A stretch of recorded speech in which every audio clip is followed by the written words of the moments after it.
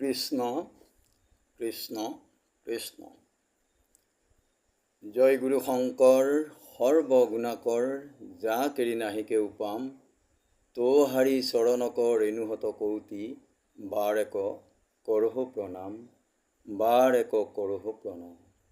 কৃষ্ণ।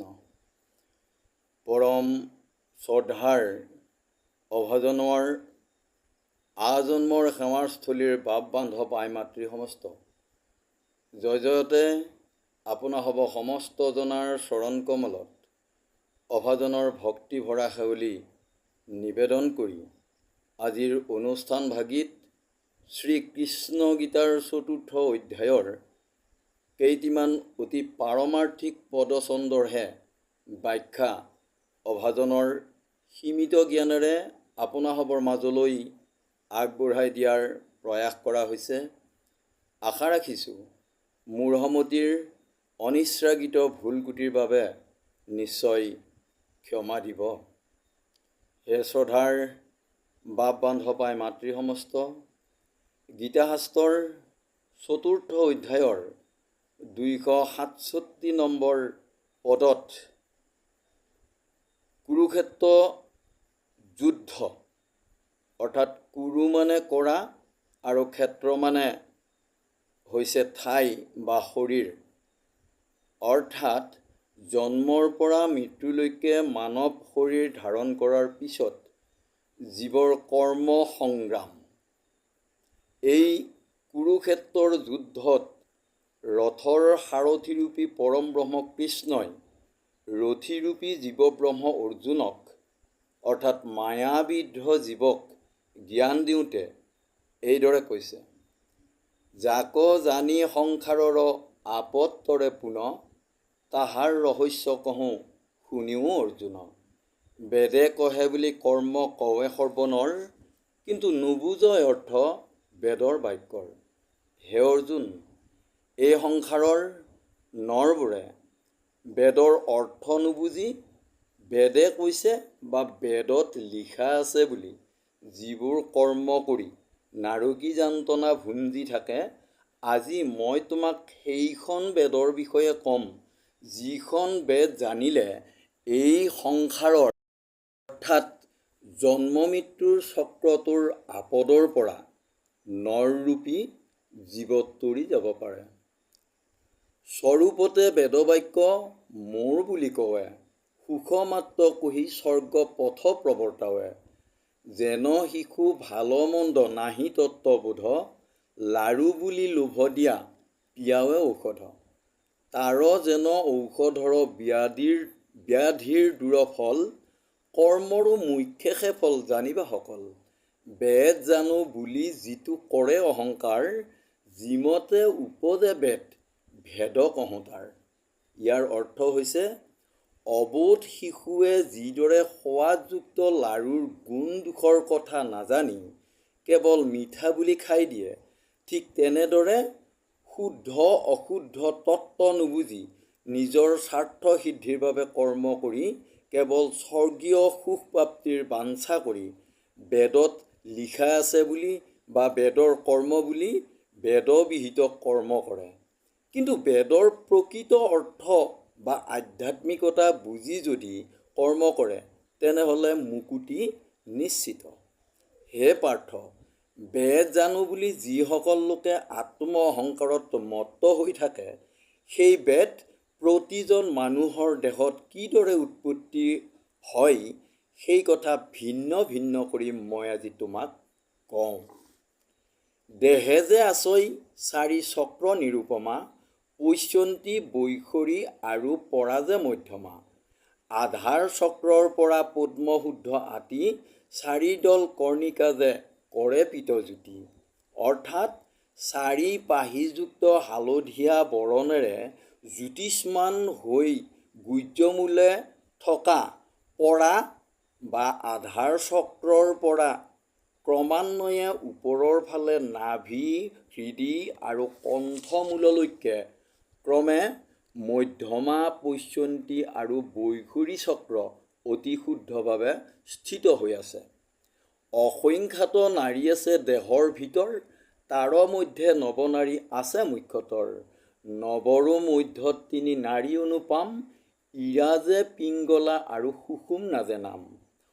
অবিশ্বাস্য হ'লেও কিন্তু এইটো সঁচা। ৭২,০০০ নাৰীৰে আবৃত আমাৰ এই মানৱ শৰীৰটো।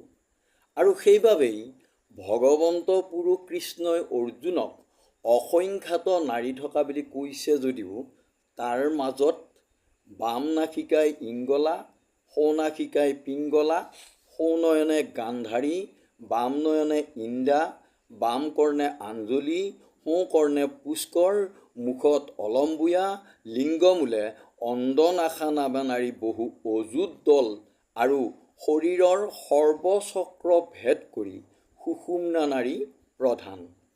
এই ৯খন দুৱাৰে ৯গোটা নাৰীক প্ৰাধান্য দিছে যদিও তাৰ ভিতৰত ইংগলা, পিংগলা, সুষুম্না এই তিনি নাৰীহে মুখ্যতা দিছে।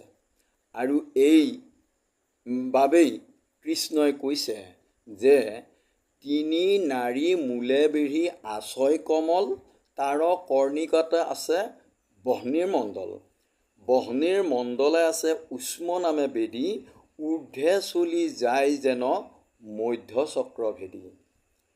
গুহ্যদ্বাৰত থকা অগ্নিৰ দৰে উত্তপ্ত ৪ পাহিযুক্ত যি পৰা বা আধাৰ চক্ৰ আছে, সেই চক্ৰটিক এই মুখ্য তিনি নাৰীৰ মূলে আৱৰি থকাৰ বাবে সেই পদ্মৰ প্ৰতি পাহৰ পৰা অতি উত্তপ্ত হৈ থকা উষ্ম ভাৱবোৰ ওপৰলৈ ধাৱমান হৈ মধ্যমা অৰ্থাৎ মণিপুৰ চক্ৰত লাগে আহি।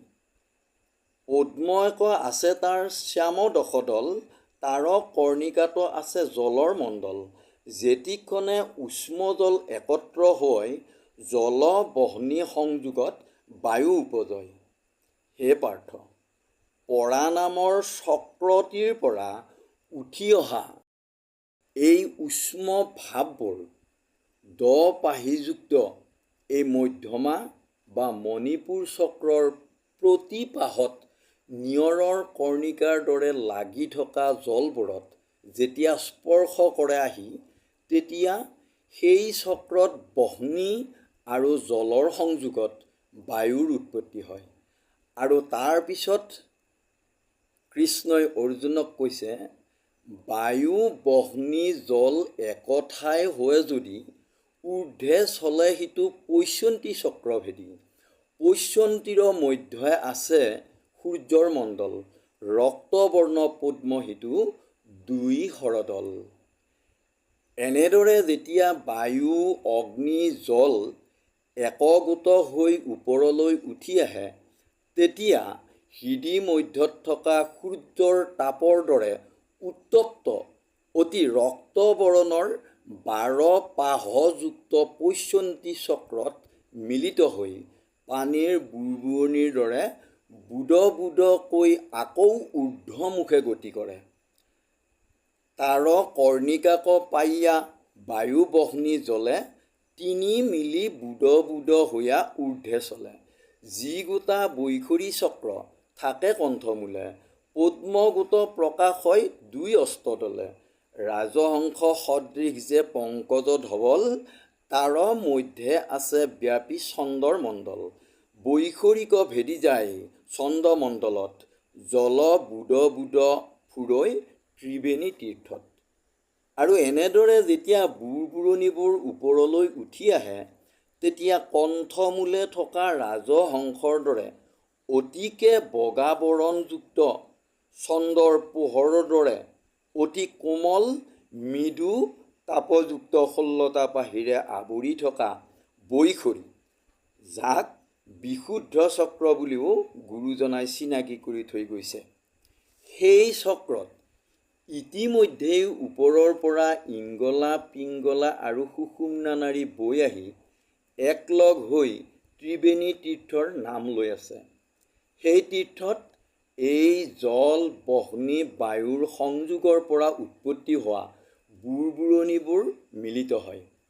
আৰু তাৰ পিছত আমাক পদে এইদৰে কৈছে, সেহি বুদ বুদ ৪ ভাগ ভৈলা পুন, ত্ৰিভাগ আশ্ৰয়ে যায় ভৈলা তিনি গুণ, সেহি তিনি ভাগৰ যাহাৰ দিবা নাম, তম ঋক ৰজ যজু সত্ত বেদ হাম, যজু স্ৰজে হামে পালে ঋগে যে সংহাৰে, নিবৃত্তিক এৰিয়া প্ৰবৃত্তি পথে ধৰে। গুণক আশ্ৰয়ে বেদ ভৈলা গুণময়, এতে স্বৰ্গ প্ৰলোভীয়া কৰ্মকাণ্ডে কয়। হয়, এনেদৰে ত্ৰিবেণী তীৰ্থত মিলিত বুৰবুৰণিবোৰে চাৰিটা ভাগত ৰূপ লয় আৰু তাৰে তিনিটা ভাগে ঋগ যজু সাম অৰ্থাৎ ৰজ তম সত্ত এই তিনিটা গুণ ধাৰণ কৰি জীৱদেহৰ স্বজন পালন সংহৰণ এই তিনি কাৰ্য চলি থাকে। অৰ্থাৎ জীৱ শৰীৰ তিনি গুণৰ বশীভূত হৈ পৰে। সেইবাবেই জীৱই যেতিয়া মনুষ্য শৰীৰ লাভ কৰে তেতিয়া আশা বাঞ্ছা কল্পনা আদি নকৰাকৈ কোনো কৰ্মই কৰিব নোৱাৰা হৈ পৰে আৰু এই গুণক আশ্ৰয় কৰাৰ বাবেই গুণময় হৈ জীৱই নিকটতে থকা দেহৰথৰ পৰিচালকগৰাকীক পাহৰি স্বাৰ্থৰহিত কৰ্ম কৰি স্বৰ্গীয় সুখ ভোগ কৰাৰ লালসাত মগ্ন হৈ যাতনা ভুঞ্জে। যিটো বুধ ব্ৰহ্ম ৰন্ধে বাহিৰাই, বেদ ভাগ নিৰ্গুণ ঈশ্বৰ মাত্ৰ কয়। যি গোটা নিবৃত্তি পথ ঈশ্বৰৰ মত, এতে বেদ শিৰো ভাগ বোলে জগতত। বুধে বুধে হৈ শব্দ উঠে কণ্ঠে যায়, শব্দ ব্ৰহ্ম হৈ বাগিন দিয়ে লাগ পাই। বৰ্ণ ভৈলে ক্ৰমে বেদ হয় প্ৰচাৰ, পঢ়ে মাত্ৰ বেদ অৰ্থ নজানয় তাৰ। অৰ্থাৎ হে পাৰ্থ, যি ভাগ বুধ অৱশেষ থাকে সেই ভাগ ব্ৰহ্মৰন্ধ অৰ্থাৎ তালুৰ ওপৰত থকা সৰু ফুটাৰে বাহিৰৰ মুক্ত জগতখনৰ লগত পাৰস্পৰিক সম্বন্ধ ঘটাই নিৰ্গুণ ঈশ্বৰে ক্ষুদ্ৰ জড় শৰীৰক চেতন যোগাই থাকে। এয়ে হৈছে অথৰ্ববেদ বা নিৰ্গুণ ঈশ্বৰ অন্তৰ্যামী পুৰুষ। আৰু এনেদৰে যেতিয়া উশাহ নিশাহৰ গতি চলি থাকে তেতিয়া নিশ্বাসৰ বায়ু বাগিন্দ্ৰিয়ই লগ পাই কণ্ঠৰ সহায়ত ওঠৰ দ্বাৰা মনৰ ভাৱবোৰ বাক্যসুৰে বাহিৰলৈ ঠেলি দিয়ে আৰু এই ভিতৰৰ পৰা অহা গৰম বায়ুই বহিঃজগতৰ মুক্ত বায়ুত চাপ দিয়াৰ লগে লগে শব্দৰ উৎপত্তি হয়। এৰা সখা, এইবাবেই বিষয়ী মনুষ্যই বেদৰ প্ৰকৃত অৰ্থ উপলব্ধি কৰিব নোৱাৰে।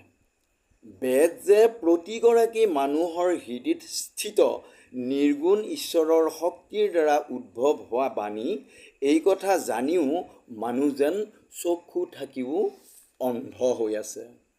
কৃষ্ণ কৃষ্ণ কৃষ্ণ। আজিলৈ ইমানতেই সামৰণি মাৰিলোঁ। কৃষ্ণ। শ্ৰদ্ধাৰ সৰ্বজ্ঞানী বাপ বান্ধৱ লখিমী সদৃশ আই মাতৃ সমস্ত অভাজনৰ এই অনুষ্ঠান ভাগি শ্ৰৱণ কৰি কেনে পালে আমাক জনাবলৈ নাপাহৰিব। লগতে চেনেলটি যদি এতিয়াও ছাবস্ক্ৰাইব কৰা হোৱা নাই তেনেহ'লে অনুগ্ৰহ কৰি ছাবস্ক্ৰাইব কৰি ল'বলৈ নাপাহৰিব। আগলৈ এনেধৰণৰ অনুষ্ঠান আৰু উপভোগ কৰিবলৈ সুযোগ নিশ্চয় ভগৱন্ত প্ৰভুই দান কৰিব আৰু লগে লগে আগলৈ লগ পোৱাৰ প্ৰতিশ্ৰুতি ভগৱন্তৰ চৰণ যুগলিত একান্ত দৃঢ়তাৰে আজিলৈ ইমানতেই সামৰণি মাৰিছোঁ। কৃষ্ণ কৃষ্ণ কৃষ্ণ। অপৰাধ বিনাশন তজু নাম নাৰায়ণ, জানি নামে পখিলো শৰণে, আন গতি নাহিকে মৰণে, অপৰাধ ক্ষমা কৰি তুমি দয়াশীল হৰি, মোক ৰক্ষা কৰিও চৰণে প্ৰভু, মোক ৰক্ষা কৰিও চৰণে। কৃষ্ণ কৃষ্ণ কৃষ্ণ।